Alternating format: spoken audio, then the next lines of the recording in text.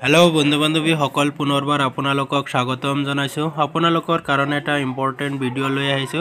ডিএছএছ FW ডিএমইৰ পৰা যেটো আপোনাৰ ফেব্ৰুৱাৰী মাহৰ 2022 যেটো আপোনাৰ ৰিকুৱাৰমেন্ট ওলাইছিল grade 4 and grade 3 grade 4 and grade 3 আৰু গ্ৰেড 4 ৰ যেটো আপোনাৰ এক্সাম হ'ব লগা আছিল ইয়াৰ ডেটটো এনাউন্স কৰিছে কেতিয়া এক্সাম হ'ব। এই ভিডিওৰ জৰিয়তে আপোনালোকক জনাই দিম কেতিয়া আপোনালোকে এডমিট কাৰ্ড ডাউনলোড কৰিব।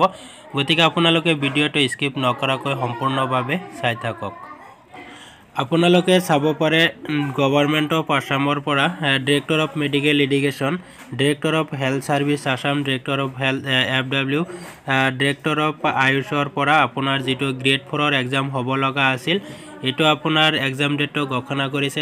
চাব পাৰে ডেট অফ এক্সামিনেশ্যন 22 জানুৱাৰী 2023 আৰু এটো টাইম হ'ব 11টাৰ পৰা 12:30 লৈকে আপোনাৰ এক্সাম হ'ব।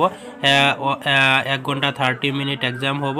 গতিকে আপোনালোকে ভিডিওটো যিমান পাৰে আপোনাৰ বন্ধু বান্ধৱীলৈ শেয়াৰ কৰি দিব যাতে সকলে এই ডেটৰ বিষয়ে জানিব পাৰে আৰু যিসকল এতিয়াও ভালকৈ প্ৰিপাৰেচন ষ্টাৰ্ট কৰা নাই সেইসকলে প্ৰিপাৰেচনটো ষ্টাৰ্ট কৰি ল'ব পাৰে।